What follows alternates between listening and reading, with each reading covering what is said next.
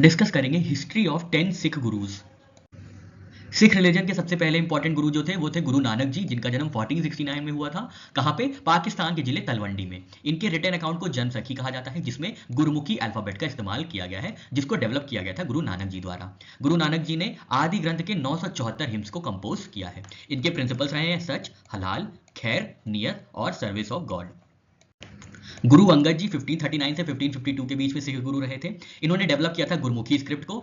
आपको जब पता होगा, गुरु ग्रंथ साहिब जो है गुरुमुखी स्क्रिप्ट में ही लिखी गई है। इन्होंने कंपोज किया था जन्म सखी, जो कि बायोग्राफी है गुरु नानक जी की। इन्होंने पॉपुलराइज किया था गुरु का लंगर इंस्टीट्यूशन। गुरु अमरदास जी 1552 से 1574 के बीच में सिख गुरु रहे थे। इन्होंने मंजिस और पीरीज की शुरुआत की थी। पीरी क्या होता है? ये सिख मिशनरी की सीट है। और मांझी सिस्टम होता है spread of Sikhism.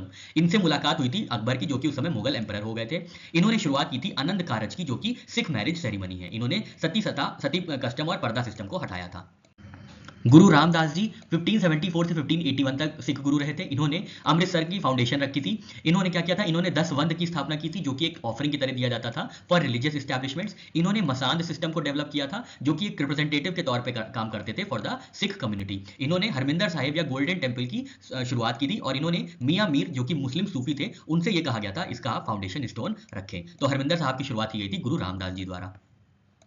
Guru Arjan जी 1581 से 1606 तक सिक्स गुरु रहे थे, जिन्होंने आदि ग्रंथ को कंप्लीट किया था, कंपाइल किया था और सुखमणि को भी लिखा था। इनके टाइम में हरमंदिर साहिब पूरा अच्छे तरीके से कंप्लीट हुआ था। इन्होंने तरन तारन साहिब की भी स्थापना की थी। ये पहले सिख शहीद थे जिनको एग्जीक्यूट किया गया था, जिनको मार दिया गया था जहांगीर द्वारा। तो इनको ये टाइटल मिला था सिखिज्म फर्स्ट मार्टर या शहीदे दा सरताज। गुरु हरगोबिंद जी 1606 से 1644 तक सिख गुरु रहे थे। इन्होंने पीरी और मीरी की शुरुआत की थी। पीरी मतलब क्या होता है? स्पिरिचुअल पावर होनी चाहिए, और मीरी मतलब टेम्परल पावर होनी चाहिए। इन्होंने सिख का फ्लैग या सिख का झंडा इंट्रोड्यूस किया था। ये पहले गुरु थे जिन्होंने सिख आर्मी की स्थापना की थी, सेना स्थापित की थी फेथ को डिफेंड करने के लिए, रिलीजन को डिफेंड करने के लिए। और इन्होंने अकाल तख्त को बनवाया था।